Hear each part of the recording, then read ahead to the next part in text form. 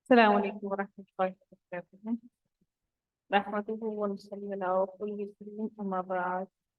فأعوذ بالله من الشيطان الرجيم. بسم الله الرحمن الرحيم. رب اشرح لي صدري ويسر لي أمري واحلل عقدة من لساني يفقهوا قولي. ربنا زدنا علما اللهم فقهنا في الدين آمين يا رب العالمين. بچوں نمبر 6 کو دیکھتے ہیں، آیت نمبر 60 کی تفسیر کو شروع کرتے ہیں۔ سورۃ النساء چل رہی ہے، آغاز ہوتا ہے اللہ تعالیٰ کے خوبصورت اور بہترین الفاظ سے، أَلَمْ تَرَ إِلَى الَّذِينَ يَزْعَمُونَ أَنَّهُمْ آمَنُوا بِمَا أُنزِلَ إِلَيْكَ وَمَا أُنزِلَ مِن قَبْلِكَ۔ اللہ تعالیٰ اس بات فرماتے ہیں، نبی صلی اللہ علیہ وسلم سے پوچھ رہی ہیں اس کا خامیہ حرف کا استعمال کرتے ہوئے، علم ترا، کیا نہیں دیکھا آپ نے، الذین، ان لوگوں کی طرف جو کہ یہ گمان کیے ہوئے ہیں، جو یہ دعویٰ کرتے ہیں، یہ زعم کرتے ہیں، کیا دعویٰ کرتے ہیں کہ جو کچھ آپ صلی اللہ علیہ وسلم کی طرف اللہ تعالیٰ نے نازل کیا ہے، جو قرآن اور جو حقائق اللہ تعالیٰ نے نبی صلی اللہ علیہ وسلم کی طرف نازل کی ہیں اور جو ان سے پہلے نازل کی ہیں، ان سب پر وہ ایمان لے کر آئے ہیں۔ اب وہ دعوت اس بات پہ کر رہی ہیں کہ وہ ان سب چیزوں پر ایمان لانے والے ہیں جو اللہ نے آپ صلی اللہ علیہ وسلم پر نازل کی اور جو ان سے پہلے نازل کی، ان سب پر وہ ایمان لانے والے ہیں، لیکن در حقیقت ایسا ہرگز نہیں ہے۔ أَن يَتَحَاكَمُوا إِلَى الطَّاغُوتِ وَقَدْ أُمِرُوا أَن يَكْفُرُوا بِهِ۔ اللہ تعالیٰ ارشاد فرماتے ہیں کہ لیکن وہ اپنے فیصلے کے لیے، أَن يَتَحَاكَمُوا، کہ وہ اپنے فیصلے کے لیے، حکم کے لیے، فیصلہ کروانے کے لیے چلے دوڑ چلتے ہیں، جاتے ہیں کس کی طرف، شیطان کی طرف، یعنی کہ طاغوت کی طرف اپنا فیصلہ کروانے کے لیے وہ دوڑتے ہیں، غیر اللہ کی طرف لے جاتے ہیں، لے جانا چاہتے ہیں۔ این یکفروا بہ، تاکہ وہ اس کے ساتھ کفر کرتے ہیں، کیونکہ وہ ان فیصلوں کو پسند کرتے ہیں جو ان کی مرضی کا، ان کی خواہش کے مطابق ہو۔ اللہ تعالیٰ ارشاد فرماتے ہیں، وَيُرِيدُ الشَّيْطَانُ أَن يُضِلَّهُمْ ضَلَالًا بَعِيدًا۔ اللہ تعالیٰ ارشاد فرماتے ہیں کہ حالانکہ انہیں حکم دیا گیا ہے کہ شیطان کو وہ انکار کریں، وقد امروا ان یکفروا بہ، اور حالانکہ ان کو یہ حکم دیا گیا ہے کہ وہ شیطان کا انکار کریں، اس باتوں کو نہ مانیں، لیکن پھر بھی وہ پلٹ کے چاہتے ہیں کہ وہ اپنے فیصلے شیطان سے کروائیں، ان سرداروں کی طرف لوٹتے جاتے ہیں، اپنے ان لوگوں کی طرف لوٹتے جاتے ہیں جو ہدایت کے راستے پر نہیں ہیں، جو غلط فیصلے کرتے ہیں۔ اللہ تعالیٰ ارشاد فرماتے ہیں، وَيُرِيدُ الشَّيْطَانُ، اور شیطان یہ چاہتا ہے کہ وہ تمہیں گمراہ کر دے، ایک ایسی گمراہی میں ڈال دے جو بہت دور کی گمراہی ہو، جہاں سے تم ہدایت کی طرف پلٹ کر نہ آ سکو۔ وَإِذَا قِيلَ لَهُمْ تَعَالَوْا إِلَى مَا أَنزَلَ اللَّهُ وَإِلَى الرَّسُولِ رَأَيْتَ الْمُنَافِقِينَ يَصُدُّونَ عَنْكَ صُدُودًا۔ اللہ تعالیٰ ارشاد فرماتے ہیں کہ ان سے جب بھی کہا جائے کہ اللہ تعالیٰ کی نازل کیے ہوئے کلام کی طرف، اللہ تعالیٰ کی کتاب کی طرف اور اللہ تعالیٰ کے رسول کی طرف آ جاؤ، تعالو، آ جاؤ، دعوت دی جا رہی ہے ان کو کہ آ جاؤ، تو اللہ تعالیٰ نے بھی دعوت دینے کا کام کیا۔ اس طرح سے ہمیں یہ سوچنا چاہیے کہ ہمیں بھی دعوت دینی چاہیے ان کی طرف بلانے کے لیے لوگوں کو۔ اگر ہم دعوت نہیں دیں گے تو ہماری دعوت کی وقت بغیر کوئی بھی نہیں آئے گا۔ جس طرح سے ہمیں اپنے گھر پر کسی کو کسی چیز کے لیے انوائٹ کرنا پڑتا ہے، کسی کھانے کے لیے، کسی تقریب کے لیے، اسی طرح سے اللہ کے رستے کے لیے بھی ہمیں دعوت دینی پڑتی ہے۔ حتیٰ کہ اللہ تعالیٰ نے بھی دعوت دے کر ان لوگوں کو بلایا تھی۔ ایسا کوئی چلتے پھرتے آپ کی بات تو نہیں سنے گا، تو اللہ تعالیٰ نے بھی دعوت دی۔ اسی طرح سے بالکل ہم پر بھی یہ فرض عائد ہوتا ہے کہ ہم اپنے دین کے لیے لوگوں کو، دین سکھانے کے لیے لوگوں کو دعوت دیں۔ اللہ تعالیٰ ارشاد فرماتے ہیں کہ جب ان کو پکارا جاتا ہے، انہیں بلایا جاتا ہے، اللہ تعالیٰ نے جن کو نازل کیا اور اللہ کی طرف اور اللہ کے رسول کی طرف بلایا جاتا ہے، تم آؤ اس طرف جو اللہ نے نازل کیا ہے، وہ کیا کرتے ہیں، رأیت المنافقین یصدون عنک صدودا، تو وہ کیا کرتے ہیں، نبی صلی اللہ علیہ وسلم اللہ تعالیٰ ارشاد فرما رہے ہیں، رأیت، آپ دیکھ لیجیے ان کو، اے نبی آپ ان کو دیکھ لیجیے، یہ منافق آپ سے منہ پھیر کر چل پڑتے ہیں، وہ آپ سے منہ پھیر کر منافقین یصدون عنک صدودا، وہ اپنا منہ میں پھیر کر اپنی پیٹھیں پھیر کر آپ سے نکل جائے، تو وہ آپ کی دعوت کو سننا تو دور کی بات آپ کی طرف سے منہ ہی پھیر لیتے ہیں۔ تو آپ سوچیے وہ رب کائنات جو ان کو بلا رہا ہے، وہ رب کائنات ان کو دعوت دے رہا ہے اپنے نبی کے لیے، اپنے اس نبی کے لیے جس نے اللہ تعالیٰ نے جن سے اتنی محبت کی، اور پھر اگر وہ لوگ اللہ تعالیٰ کی دعوت کی طرف نہیں آتے اور پھر دعوت کی طرف ایک تو نہ آنا، اوپر سے اس کی طرف سے منہ موڑ کر چلے جانا، اس کے باوجود نبی اکرم صلی اللہ علیہ وسلم نے کبھی اپنے دل کے اندر کوئی کجی محسوس نہیں کی ان کے لیے، تو پھر آپ اور میں کون ہوتے ہیں اپنے دل میں ایسی کجی محسوس کرنے والے؟ ہم کون ہوتے ہیں اپنی عزت کو سنبھالنے والے؟ ہم کون ہوتے ہیں اپنے آپ کو بڑا محسوس کرنے والے کہ ہم تو بہت بڑے ہیں؟ سب سے پہلا فرض ہم پر جو عائد ہوتا ہے وہ دعوت دینا ہے۔ دعوت دیں گے تو اللہ کے احکامات کی طرف آئیں گے، اور اگر آپ دعوت نہیں دیں گے، آپ یہ سمجھتے ہیں کہ آپ کے بس اپنا ہی سیکھ لینا کافی ہے، ہم نے اپنا خود سیکھ لیا تو یہی بہت ہے، تو یہ ہم اس سے پڑھ کر خود غرض میں سے کوئی بھی نہیں ہوتا۔ جو خود تو ہم وہ لوگ ہیں، ہمارے بعد اللہ تعالیٰ نے، ہمارے نبی کے بعد اللہ تعالیٰ نے کسی رسول کو نہیں بھیجا، نہ بھیجنا ہے قیامت تک، بلکہ اللہ تعالیٰ نے یہ ہمارے ذمے لگا دیا ہے کہ ہم اللہ تعالیٰ کی اس اقدامات کو، اللہ تعالیٰ کی ان باتوں کو، ان اللہ تعالیٰ کے احکامات کو پوری دنیا میں لوگوں تک پھیلائیں۔ اب یہ ذمہ داری ہمارے کندھوں پر ہے، اگر ہم اس ذمہ داری سے پیچھے ہٹتے ہیں تو ہم پھر نبی صلی اللہ علیہ وسلم کی امتی ہونے کے ناطے جو ہمیں ذمہ داری دی گئی ہے ہم اس سے انکاری ہیں۔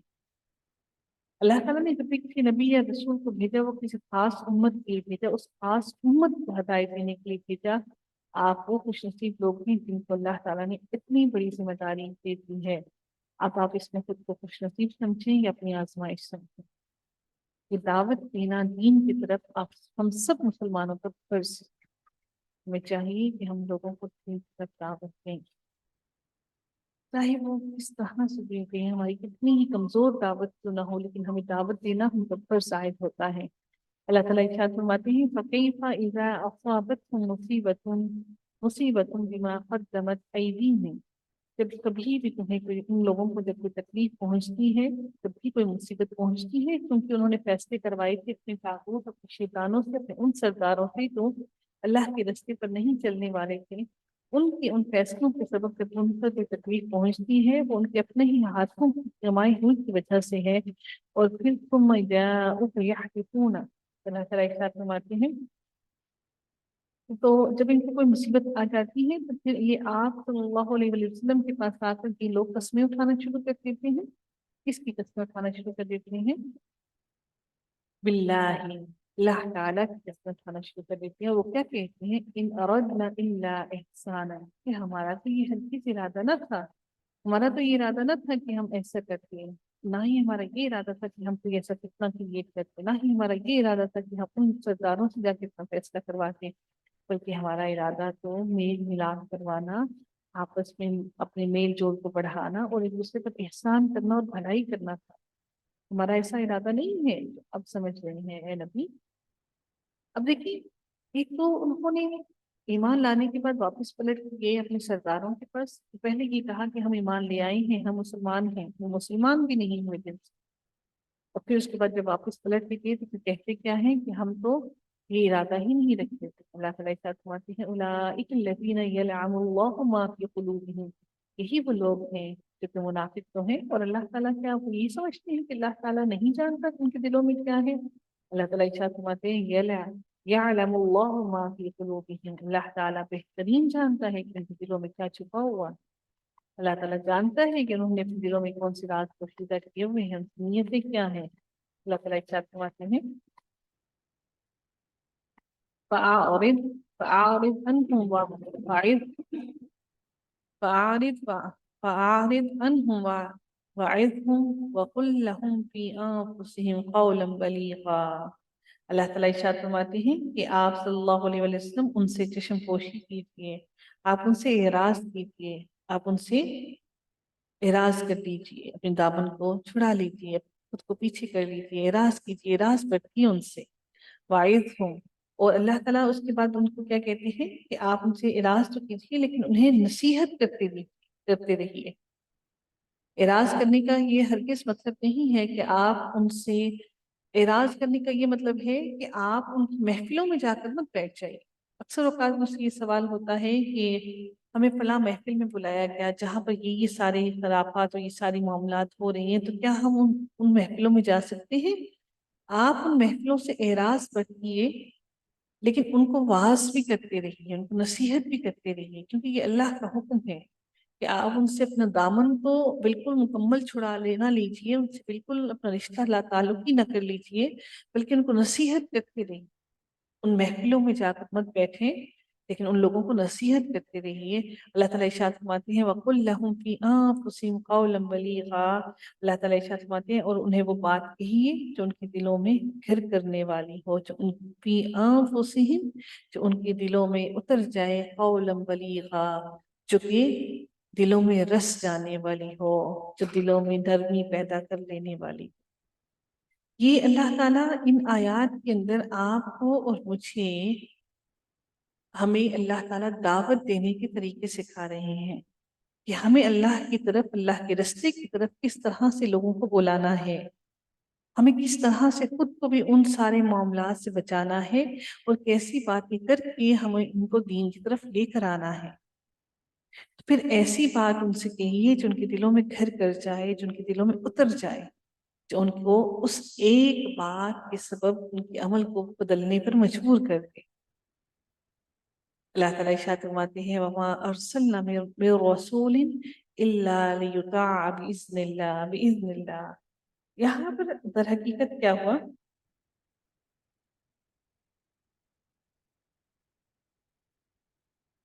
اللہ تعالیٰ ارشاد فرماتے ہیں ہم نے ہر ایک رسول کو، وما ارسلنا من رسول، ہم نے ہر ایک جو بھی رسول بھیجا، من رسول، ہر ایک رسول کو جب بھی بھیجا تو اس لیے بھیجا الا یطاع باذن اللہ، تاکہ وہ اللہ تعالیٰ کے حکم سے اس کی فرما برداری کی جائے۔ یعنی کہ اللہ تعالیٰ کے حکم سے، اللہ تعالیٰ کے حکم کے ساتھ اللہ کا حکم لے کر آتا ہے ہر رسول، اور وہ ہمیں آ کر یہی سکھاتا ہے کہ ہم سب کے سب اللہ تعالیٰ کی حکم کی پیروی کریں۔ وَلَوْ أَنَّهُمْ إِذْ ظَلَمُوا أَنفُسَهُمْ جَاءُوكَ فَاسْتَغْفَرُوا اللَّهَ وَاسْتَغْفَرَ لَهُمْ، اللہ تعالیٰ ارشاد فرماتے ہیں کہ اور اگر یہ لوگ جب انہوں نے اپنی جانوں پر ظلم کیا، ان لوگوں نے ان لوگوں نے ظلم کیا اپنی ہی جانوں پر، یعنی کہ وہ شیطان کی طرف، اپنے سرداروں کی طرف پلٹ کر گئے اور ان سے فیصلے کروائے، اور ان لوگوں نے اپنی ہی جانوں پر خود ہی ظلم کیا۔ اپنی جانوں پر ظلم کرنے کے بعد جب آپ صلی اللہ علیہ وآلہ وسلم کی طرف لوٹ کر آتے ہیں، جاءوکا، یعنی کہ جب وہ آپ کی طرف، نبی آپ کی طرف جب لوٹ کر آتے ہیں، فاستغفروا اللہ، تو اور اللہ تعالیٰ سے استغفار کرتے ہیں، اللہ تعالیٰ سے مغفرت طلب کرتے ہیں، واستغفر لہم فر لہم واستغفر لہم، اللہ تعالیٰ ارشاد فرماتے ہیں اور رسول بھی ان کے لیے استغفار کرتے ہیں، ان کے لیے معافی طلب کرتے ہیں، رسول بھی ان کے لیے اگر معافی طلب کرتے ہیں تو اللہ تعالیٰ ارشاد فرماتے ہیں لَوَجَدُوا اللَّهَ تَوَّابًا رَحِيمًا، تو اللہ تعالیٰ ارشاد فرماتے ہیں تو یقیناً یہ لوگ اللہ تعالیٰ کو لازماً توبہ قبول کرنے والا اور رحم کرنے والا پائیں گے۔ وہ لازماً بات، اگر وہ لوگ ایسا کرتے، اگر وہ آتے نبی کے پاس،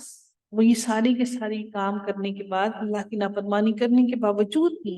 اگر وہ لوٹ کر آتے، اللہ سے مغفرت طلب کرتے اور پھر رسول سے بھی کہتے کہ آپ ہمارے لیے مغفرت طلب کیجیے اللہ تعالیٰ سے، اور معافی مانگتے نبی سے بھی، وہ لازمی اللہ کو پاتے، اللہ تعالیٰ ان کی توبہ کو قبول کر لیتا اور ان پر رحم کرتا۔ تو اللہ تعالیٰ ارشاد فرماتے ہیں فَلَا وَرَبِّكَ لَا يُؤْمِنُونَ، اللہ تعالیٰ ارشاد کیا فرماتے ہیں؟ قسم ہے تیرے پروردگار کی۔ اللہ تعالیٰ اب نبی صلی اللہ علیہ وسلم کو بتا رہی ہیں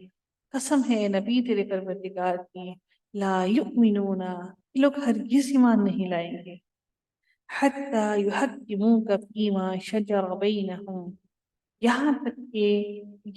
کہ وہ ایمان اس وقت تک ہرگز نہیں لائیں گے جب تک کہ تمام آپس کے اختلافات میں آپ کو حاکم نہ مانتے ہیں۔ یعنی کہ وہ نبی کریم صلی اللہ علیہ وسلم کو اس وہاں تک نہ لے جائیں کہ ان کے دل اس بات کو تسلیم نہ کر لیں کہ نبی اکرم صلی اللہ علیہ وآلہ وسلم ہی تمام جو فیصلہ انہوں نے کیا ہے اس فیصلے پر رضامند نہ ہو جائیں۔ جب ان کے دلوں میں یہ بات آ گئی کہ نبی اکرم صلی اللہ علیہ وآلہ وسلم نے حق اور صدق پر فیصلہ کیا ہے، نبی اکرم صلی اللہ علیہ وسلم کے فیصلوں کو ماننے والے وہ لوگ بن گئے، تو پھر وہ ایمان لے کر آئیں گے۔ تو اللہ تعالیٰ نے قسم اٹھا کر کہا کہ قسم ہے تیرے رب کی، یہ لوگ اس وقت تک ایمان نہیں لے کر آئیں گے جب تک کہ وہ اس فیصلے کو اپنے بیچ میں آپ منصف نہ بنا دیں، آپ کو اپنے بیچ میں فیصلہ کرنے والا نہ بنا دیں، اس وقت تک یہ ایمان لے کر نہیں آئیں گے، کیونکہ ان کے دل میں وہ محبت اور وہ عزت اور رتبہ نبی کریم صلی اللہ علیہ وسلم کے لیے آ نہیں رہا تھا۔ اللہ تعالیٰ ارشاد فرماتے ہیں کہ پھر جو فیصلے آپ ان کے درمیان ان میں کر دیں، ان سے اپنے دل میں کسی طرح کی تنگی بھی محسوس نہ کریں، آنفسہم حرجن، کوئی حرج محسوس نہ کریں، مما قضیت ویسلموا تسلیما، اور پھر جو ان کے درمیان میں جو فیصلہ کر دیا جائے اس کو پورے دل و جان سے ایکسپٹ کر مان لیں اس کو۔ در حقیقت اس کے بارے میں یہ بیان کیا جاتا ہے کہ حضرت زبیر علیہ السلام نبی اکرم صلی اللہ علیہ وآلہ وسلم کے ساتھ بھائی تھے، اور ایک آدمی کا کھیت کو سیراب کرنے والے نالے کے پانی پر جھگڑا ہو گیا۔ پھر کیا ہوا، معاملہ ایسا آیا کہ معاملہ نبی اکرم صلی اللہ علیہ وآلہ وسلم تک پہنچا، تو صورتحال کا جب جائزہ لے کر جو فیصلہ دیا گیا وہ اتفاق سے حضرت زبیر علیہ السلام کی حضرت زبیر رضی اللہ تعالیٰ عنہ کے حق میں ہوا، جس پر دوسرے آدمی نے کہا کہ آپ صلی اللہ علیہ وآلہ وسلم نے یہ فیصلہ اس لیے کیا ہے کہ آپ صلی اللہ علیہ وآلہ وسلم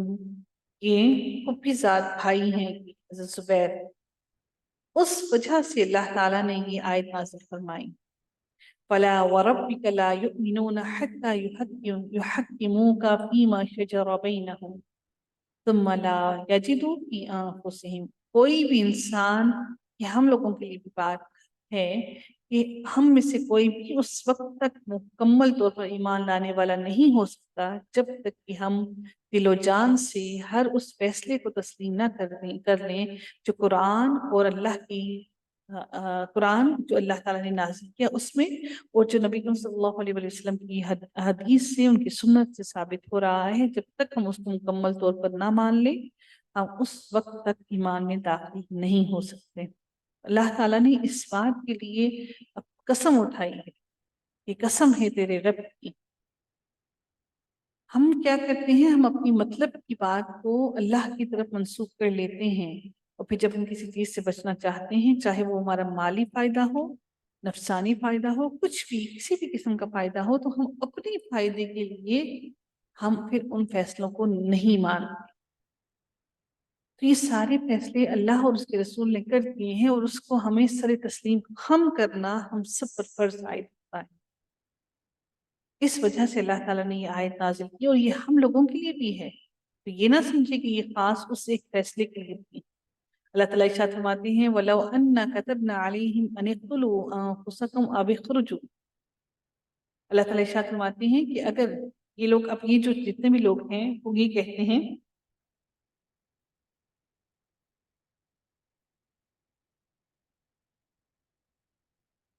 اب یہ لوگ اب یہ جتنے بھی لوگ ہیں اب یہ کہتے ہیں کہ ہم ایمان لے آئے ہیں اور ہم ساری باتیں ماننے والے ہیں، اب وہ اتنی سی بات نبی اکرم صلی اللہ علیہ وسلم کا فیصلہ تسلیم نہیں کر رہی، تو اس سے بڑی بات وہ کیسے تک تسلیم کر لیتے کہ اب اللہ تعالیٰ کہتے ہیں کہ اگر میں ان پر اس سے بڑی بات ان پر فرض کر دیتا کہ وہ، اگر میں ان پر فرض کر دیتا کہ وہ قتل کریں اپنی ہی جانوں کو، جیسے کہ ہم جانتے ہیں کہ یہودیت میں کیا تھا، شرک کرنے کی سزا کیا تھی کہ وہ خود کو قتل کر دیں، شرک کرنے کی سزا کیا تھی، قتل کرنا۔ اب اللہ تعالیٰ کہتے ہیں کہ اگر ہم ان پر لکھ دیتے یہ بات ان اقتلوا انفسکم، کہ وہ اپنی نفسوں کو قتل کریں یا پھر وہ اپنے گھروں سے نکل جائیں، ما فعلوه الا قلیل منهم، تو اللہ تعالیٰ ارشاد فرماتے ہیں کہ تو اس سے ان میں سے بہت ہی کم لوگ اس اللہ کے اس فیصلے کو مانتے اور ایسا کرتے۔ وَلَوْ أَنَّهُمْ فَعَلُوا مَا يُوعَظُونَ بِهِ لَكَانَ خَيْرًا لَهُمْ وَأَشَدَّ تَثْبِيتًا، اللہ تعالیٰ ارشاد فرماتے ہیں کہ اور اگر یہ وہی کریں جس کی انہیں نصیحت کی جاتی ہے، ما یوعدون جو انہیں نصیحت کی جاتی ہے، بہی لکان خیر لہم تو یقیناً یہی ان کے لیے بہتر ہے اور بہت زیادہ مضبوطی ہے، تثبیتا اشد تثبیتا۔ اشدہ کا جمع کیا ہے؟ شدت سے ہے یہ لفظ نا، آج ہم نے پڑھا ہے شدت، شداد شداد، ماشاء اللہ بارک اللہ فیک۔ تو جو اللہ تعالیٰ میم نے ان کی شدید طرف، جی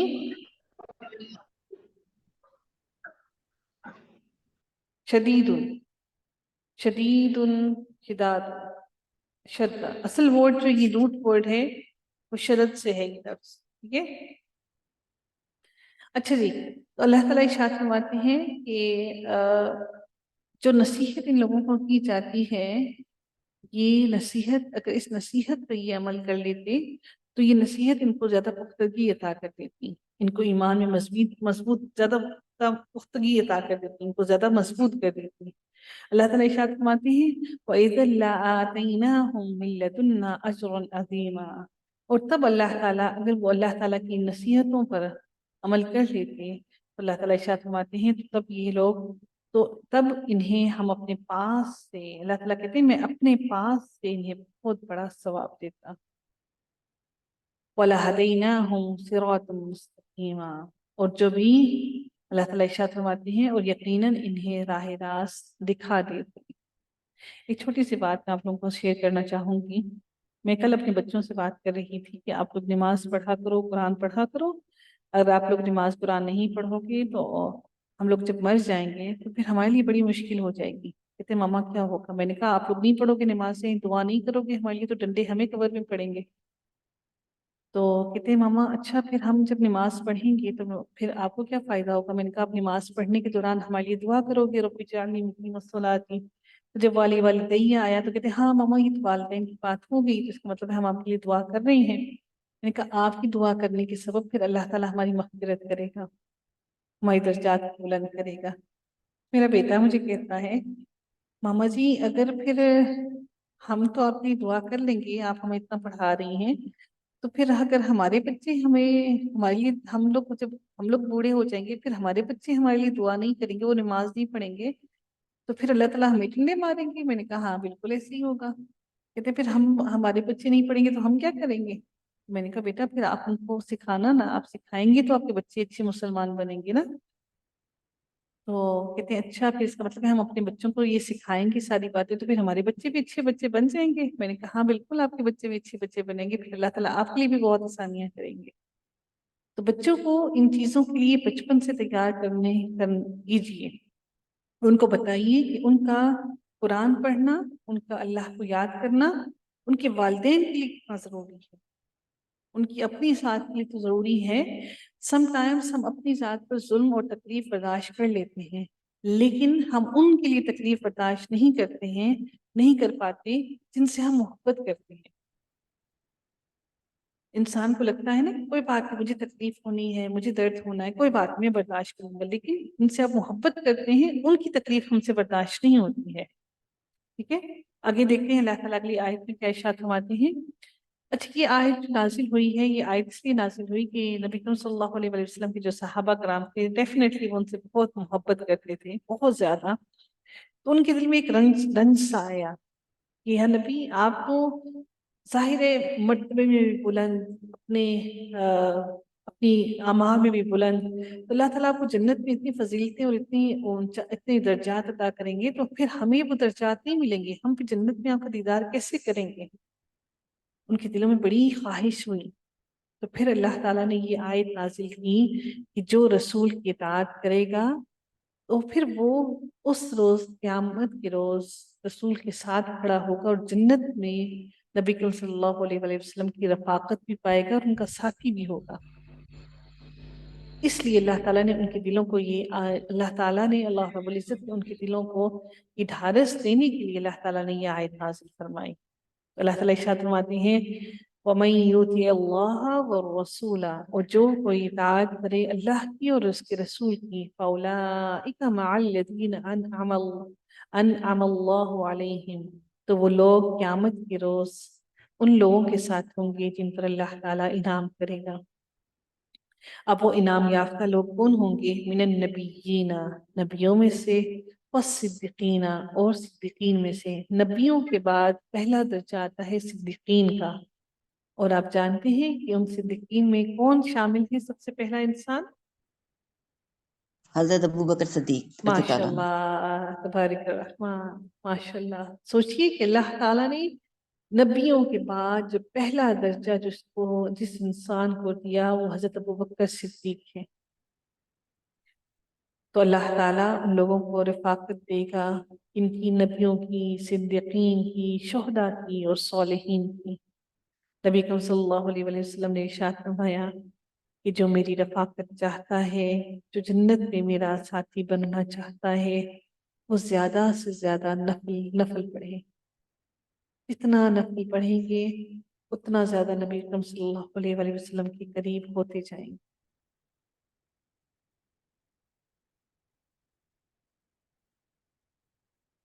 اللہ تعالیٰ ہم سب کو نبی کریم صلی اللہ علیہ وسلم کی رفاقت نصیب فرمائے۔ نبی کریم صلی اللہ علیہ وسلم ارشاد فرماتے ہیں کہ